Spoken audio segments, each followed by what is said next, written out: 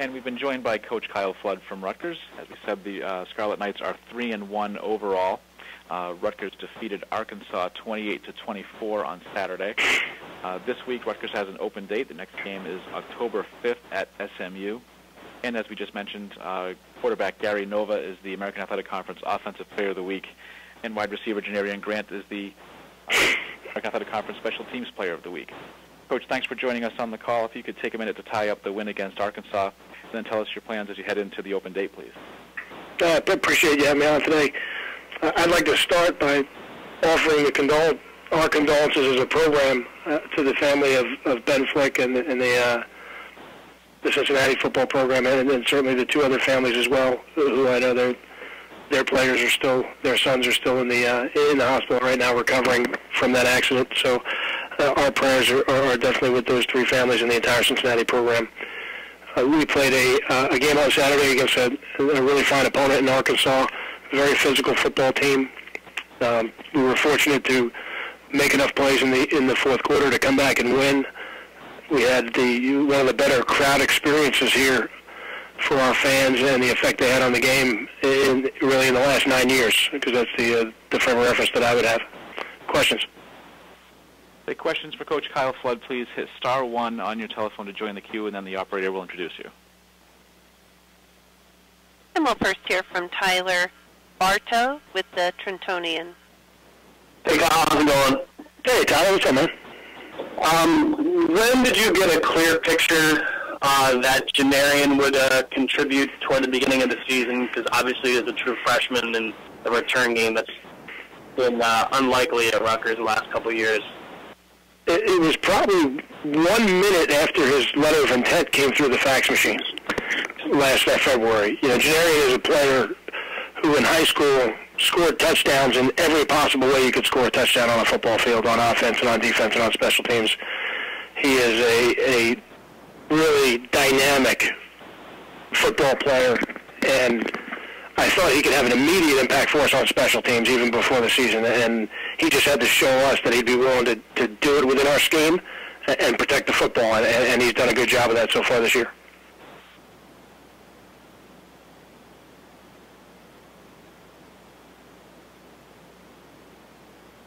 Next question, please.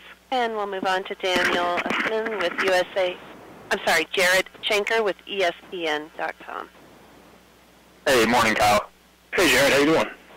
Good. Recent studies had New Jersey with the sixth most NFL players as the head coach of Rutgers, and that being your obviously the basis for a lot of your recruiting. Why do you think it is that number that it's not looked at as a state like Florida, Texas, and the rest of them? I think you're probably right in terms of the public perception. I think the people in the coaching profession are well aware of the talent that's coming out of New Jersey, and I think that starts with the great high school coaching. I think our high school coaches in this state do a tremendous job of developing the players when they get them out of 8th grade. And as those players come through the high school programs, we've got some of the best high school programs in the country right here in our home state. And we're fortunate that we have some of the players on our team from those programs. So I think it's not a surprise to me, and I don't think it's a surprise to the football coaches at the college level.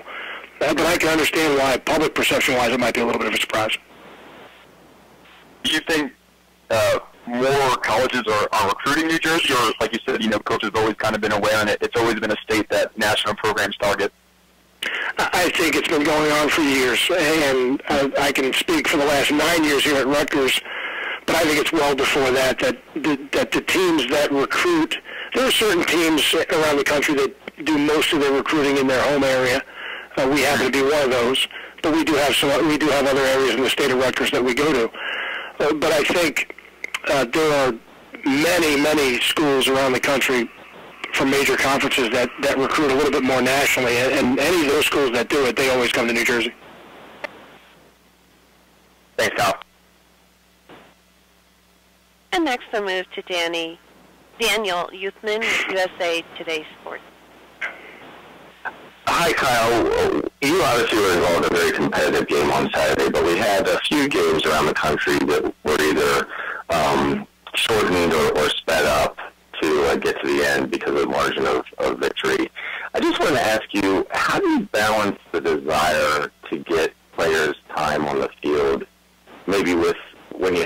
opponent that maybe wants to just get the thing over with? I want to make sure I could try to answer this for you. I'm trying to understand what you're saying. You're talking about a game that maybe gets a little one-sided. Is that what you're saying? Yeah. Oh, I got you.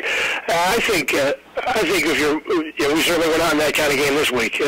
But I think when you're fortunate to be in a game and you have a lead that you feel the other team can't recover from, the next thing you can do to be productive for your football team is to develop your younger players and give them some real-time game experience. And maybe the pressures of those games aren't exactly like what the pressures of a Rutgers-Arkansas game, competitive all the way down to the end, would be, but it's still game experience against an unknown opponent for them, and I think there's value to that. So when you get those chances, as few as they may be a year, you want to take advantage of it.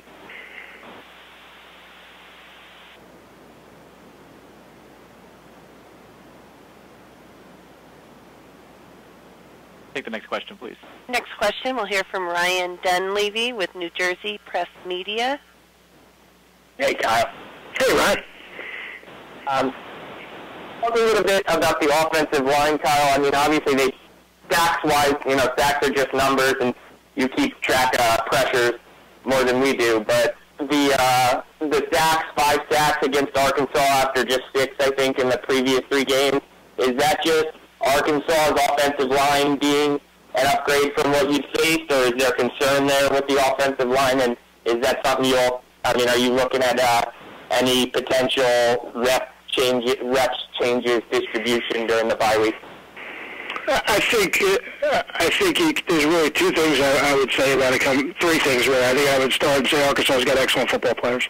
I think they've got a very good defensive line. It's one of the strengths of their team. So we knew we were going to be in for a very competitive situation there with our offensive line.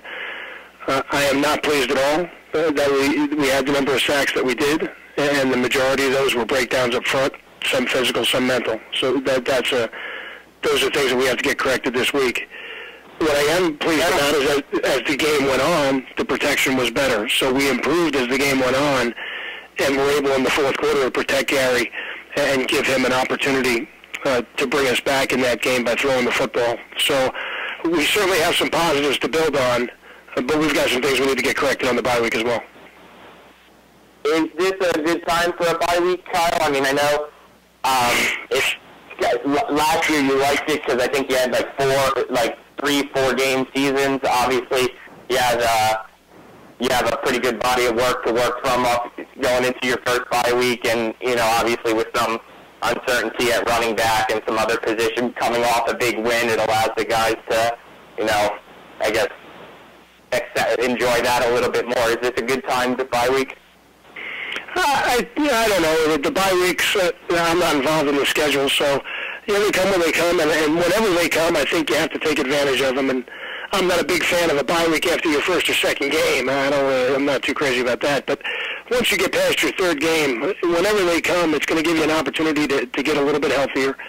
For us at the running back position, it'll give us an opportunity to sort out what the depth is going to be going forward behind Savon Huggins, and then to improve, hopefully, in every aspect of our team. But this is a little bit different than most of the bye weeks we've had in the past, because the minute we come off the bye week, we're going to play 2 games in 10 days, and I think that is going to be that's going to be a tremendous challenge for our football team. It'll be the first 2 league games of the year, both of them on the road to the 2 furthest destinations we'll travel the entire year in our conference.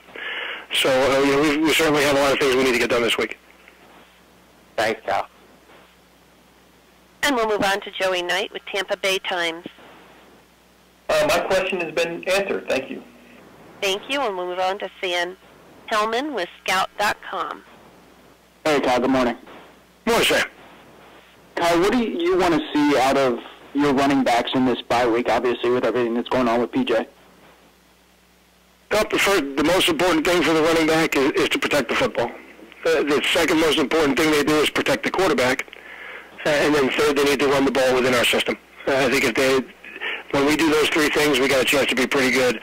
And I think PJ showed that, and I think Savon showed that. And late in the game, last week, and now guys like Justin Goodman and Desmond Peoples are going to get an opportunity to show that. And I guess just quickly, what are your thoughts on the announcement of upcoming games rescheduled with Temple? The Temple series is very exciting to me for the future of our program. I know it's not always the case in college football these days, maybe becoming less and less in college football, but I think when college football is regional, it can be at its best because both fan bases get an opportunity to travel. The crowd experience is excellent. I certainly know a lot of the players run in the same circles, whether they're high school opponents, high school teammates, recruiting days. There's a lot of familiarity.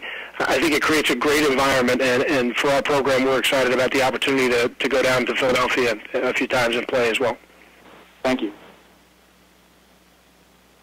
And next we'll move to Josh Backen with the Daily Turchin. Hey, Kyle, how's it going? How you doing? Hey, good. So if neither Borghese or Federico stick out amongst one another for the rest of the season, what does it take in a game for that situation again for one to come out for the other if one of them just isn't standing out? I don't necessarily think anything is ever equal. I've heard that kind of question posed in the past with different depth chart decisions. What if things are equal? I don't think things are equal. I think we're going to go through the bye week this week, and either Tyler or Nick is going to emerge as the starter because they're going to do a better job kicking this week. I think that's how we're going to approach it. Thank you. We have time for one more for Coach Flood, please. We'll move on to Steve Jones with the Louisville Courier-Journal. Hey, Kyle. If you wouldn't mind, just kind of curious. I don't know how much you've got to see them, but just maybe your impressions on Louisville through the first few weeks of the season, and maybe how if you feel they're getting the attention nationally that they deserve. I think they're getting a lot of attention, and I think they're very deserving of every second of it. Coach Strong has done a tremendous job there over the last couple of years, and he's got one of the best football teams in the country this year, led by probably the best quarterback in the country. So we have not game planned for them just yet because we're not at that point. We'll do that a little bit this week and try and get ahead and get ready for two opponents really on our bye week, and then get back into game mode next week with SMU. But none of their success and none of the attention that they're getting right now surprises me. I think it's all deserved, and they've got a fine football team. Thank you. Coach, we thank you for the time this week. Enjoy the bye week, and we'll look forward to talking to you again next Monday. Thank you. All right, and that is Rutgers coach Kyle Flood, the Scarlet Knights with an open date this week, in action next October 5th at SMU.